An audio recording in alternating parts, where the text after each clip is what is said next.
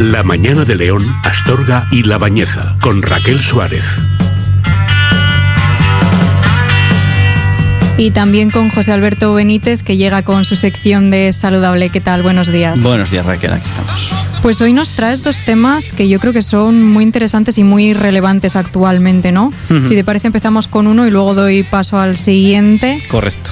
Y es que parece ser que hay una tergiversación en la evidencia científica. Ahora nos matizas exactamente en qué sentido, uh-huh, respecto a la inclusión de investigaciones financiadas por tabaqueras sobre el tabaco. Correcto.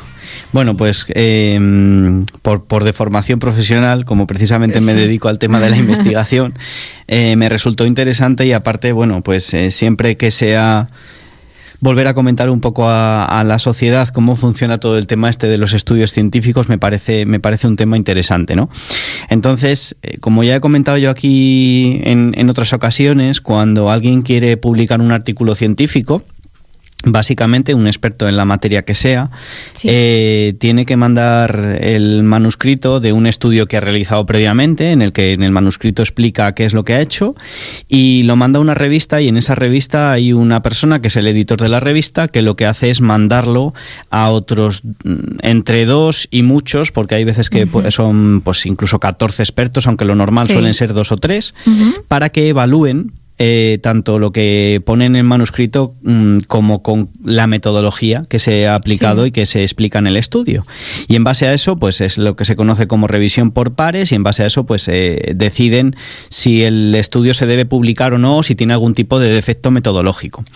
¿Qué sucede? Que, como has indicado ahora, en base a una noticia que yo leí, pues uno de los problemas que hay en el ámbito científico, aunque está controlado, es el tema de los conflictos de interés.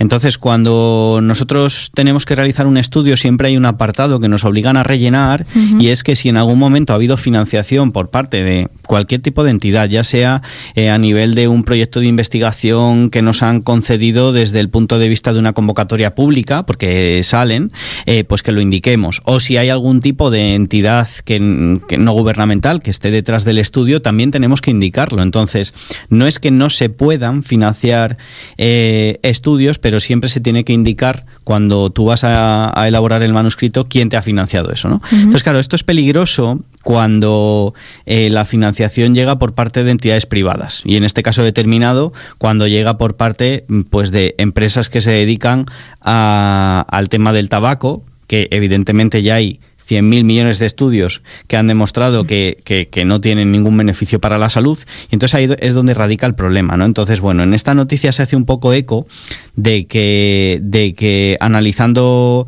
que descubrieron haciendo un análisis de estudios que había, sí, 876 estudios en los que había habido conflictos de interés, y que solo 8 de 40 revistas científicas que estudiaron prohíben expresamente trabajos que vengan financiados por empresas del tabaco. Entonces, bueno, me gustó encontrarme con la noticia para dar un poco de eco a este tema y comentar, como ya hemos hecho otras veces, que con los estudios científicos, evidentemente, la ciencia busca no tener ningún tipo de conflicto de interés, ser completamente, claro, aséptica, y que los estudios las conclusiones a las que se lleguen en los estudios, que sean acordes a lo que realmente la ciencia nos dice, y no pues porque pague fulanito, pues vamos a dar un resultado positivo en base a eso, ¿no? Entonces, lo positivo de esta noticia es que hay bastantes revistas que ya directamente, de facto, no aceptan estudios que estén financiados por tabaqueras, y aún así, de las otras 32 revistas, no quiere decir que acepten todos, sino que al final va a haber un, claro, filtro, que son los expertos investigadores, sí, que evalúen este tema, ¿no? Y bueno, en definitiva, destacar que la ciencia siempre busca, lo que comento, ser completamente aséptica, no tener ningún tipo de conflictos de interés con nada, y si los hay, que quede reflejado en el estudio para que cuando alguien lo lea diga, bueno, pero ¿quién ha financiado esto? Bueno, pues habrá que coger los resultados un poco con pinzas y analizarlo más pues en un futuro en otros estudios. Entonces, bueno, por dejarlo ahí claro, que puede haber estudios a favor de, por ejemplo, otra de las industrias que en las que sucede esto también es pues las que están relacionadas con el sector vinícola, que no tengo nada en contra del vino, que quien quiera que se tome un vino cuando quiera, pero que no diga que es por salud. Simplemente es eso, ¿no? Y lo mismo, claro, y lo mismo con las cervezas y demás. Yo soy el primero que dice, oye, si quieres tomarte un vino, tómatelo, si quieres tomarte una cerveza, tómatela, pero que no sea por sus efectos saludables en el organismo, porque no es así. Que hay evidencias científicas que van más allá del refranero popular. Exacto, efectivamente. Entonces, bueno, es un poco lo que quería destacar de esa noticia. Y el otro de los temas que planteabas para la sección de hoy es también un tema como la investigación, ¿no?, que te toca muy de cerca y del que nos has hablado muchas veces en esta sección, que es la inteligencia artificial y en este caso aplicada a la atención sanitaria. Sí, efectivamente. El anterior me tocaba por el tema científico en general y este ya me toca al 100% porque precisamente yo me dedico a temas de inteligencia artificial aplicados además principalmente al sector salud. Y entonces, bueno, la verdad que di con esta entrevista que le hicieron a Ignacio Hernández, que es el fundador de Savana, que es digamos que es una startup que comenzó, es una empresa ya, pero bueno, es una startup que puso en marcha hace 10 años y que el objetivo principal de esta startup es trabajar con los datos que hay en el sistema sanitario de salud para hacer predicciones con inteligencia artificial. Entonces, bueno, me pareció una entrevista que es bastante interesante porque sé que hay muchos, y más desde el auge de ChatGPT y demás, hay mucha gente escéptica con ciertas cosas con la inteligencia artificial, hay también gente que tiene miedo y digamos que por la parte que a mí me toca, que estoy relacionado con este ámbito, a mí siempre me gusta hablar de la parte positiva y de realmente darle la perspectiva positiva, que realmente es la que más tiene que valer en este caso, a la inteligencia artificial y cómo nos puede ayudar, ¿no? Entonces, en este caso determinado, claro, le preguntan, por ejemplo, la administración pública tiene fama de llegar tarde a las innovaciones tecnológicas, ¿le pasa lo mismo al sistema sanitario con la inteligencia artificial? Y entonces él aquí destaca que sí que es verdad que, y yo puedo además corroborarlo con mi experiencia propia cuando he tenido que tratar este tema con gente del ámbito sanitario, que hay al final hay dos vertientes, ¿no? Los que directamente por defecto dicen que no a la inteligencia artificial sin saber cómo funciona ni realmente lo que puede aportar en positivo e incluso los riesgos que existen, por supuesto, pero que dicen que no por derecho. Y luego están los que dicen, bueno, pues esto quizá hay que explorarlo y que al final lo que tienen es, o lo que a mí me suelen solicitar es que les explique en la medida de lo posible tanto los pros como los contras y en base a eso pues ya deciden si intentan trabajar o les interesa trabajar con nosotros en temas de inteligencia artificial y en mejorar el sistema desde ese punto, ¿no? Entonces, el problema está en los que dicen que no, por derecho, sin escucharte nada, ¿no? Sí, sin conocimiento. Y aquí lo que suele pasar es, por una parte, piensan que desde el punto de vista humano, una inteligencia artificial le falta o le va a faltar, eso creen, la parte humana y que cuando tome las decisiones, pues que seguramente hay ciertos aspectos que no va a tener en cuenta, que bueno, esto ya te adelanto que no es así, porque al final a una inteligencia artificial le enseñas todo y cuando es todo, incluso desde el punto de vista de qué va a tener que tener en cuenta en cuanto a emociones, sentimientos y demás, que lo va a tener en cuenta a la hora de aportarte una decisión. Esa es una. Y luego la otra es pues que creen que se les va a quitar el trabajo y no es así. Lo que va a haber seguramente sea un cambio de roles, vamos a decir, o un cambio de tareas y funciones dentro de lo que sea el rol que uno tenga. Pues por ejemplo, un médico especialista en dermatología, pues si dispone de una inteligencia artificial que le permite, claro, no es en el 100% de los casos, pero en muchos de los casos que se encuentra en la consulta, si puede tener un prediagnóstico de un modelo que ha sido ya muy bien entrenado y demás y directamente pues va a poder atender a ciertos, insisto que no es al 100% de los casos porque hay casos y casos y hay algunos en los que obligatoriamente pues tiene que realizarle un examen médico el sanitario y tiene que ser presencial, pero hay otros muchos casos, muchísimos además, que directamente con una foto que la teledermatología existe ya, lo que pasa que sería teledermatología más inteligencia artificial, sí. Pues que con una foto directamente digan, mira, eso es pues lo que sea, una rosácea o la enfermedad que sea, se trata de esta manera, no se tiene usted que preocupar y esto es así. Entonces hay muchos casos en los que directamente se podría diagnosticar de esa manera y evitarían, pues por ejemplo, los 14 meses de espera que hay para ciertas pruebas y demás y en definitiva mejorarían cosas que a día de hoy en el sistema sanitario pues está habiendo problemas, pues básicamente porque no pueden abarcar todos los problemas de salud que hay con el personal que tienen. Entonces, pues esto sería una ventaja tanto para el propio personal sanitario, que va a haber, digamos que reducida la espera y por ello van a estar menos agobiados, y por otra parte, evidentemente, para toda la sociedad general que necesita hacer uso de ese sistema sanitario. Entonces, la inteligencia artificial, como digo, no viene a quitar trabajo a nadie, ni a quitar plazas, ni nada por el estilo. Viene a mejorar este tipo de cosas y es una herramienta que el otro día leí en otro artículo. Uh-huh. Al final va a ser como el Word o como el Excel, que evidentemente nos van a ayudar a mejorar nuestra productividad, que igualmente hay que aprender a utilizarlo. Sí. No todo el mundo sabe utilizar el Word y el Excel, con lo cual, pues, claro, pues en este caso pasa exactamente lo mismo, y que al final es desde un punto de vista más positivo que negativo. Esa es una digamos que de los miedos que tienen dentro de lo que es el sector sanitario, ¿no?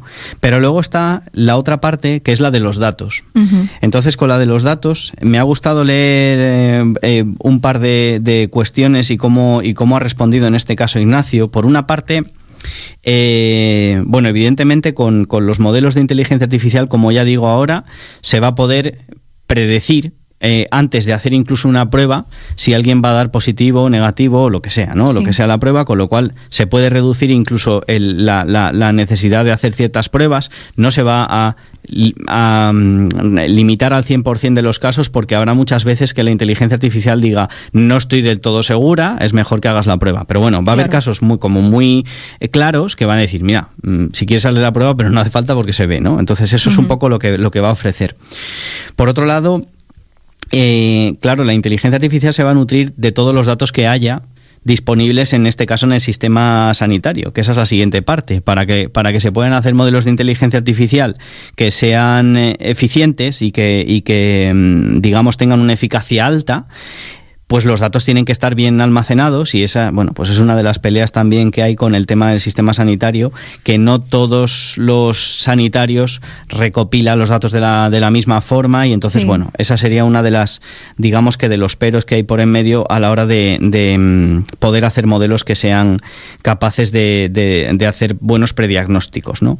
Y luego, por otro lado, está el tema de la protección de datos, que me gustó leer por aquí, que en este caso Ignacio comentaba que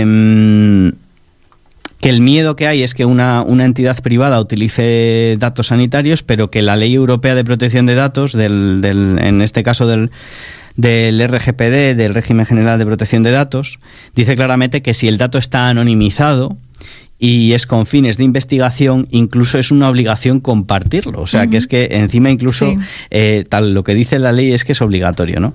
Y yo aquí puedo decir que desde mi experiencia y en base a la necesidad de datos que he tenido yo que solicitar, en este caso al sistema sanitario de aquí de Castilla y León, al SACIL, pues gracias al contacto que tengo yo en uno de los servicios del Complejo Asistencial Universitario de León, explicando bien las cosas, explicando bien para qué quieres el dato, cómo quieres el dato, pues hemos tenido normalmente, por parte de los que están arriba, que son los que dan permiso, hemos tenido pues una buena aceptación, y sí que nos lo están dejando, ¿no?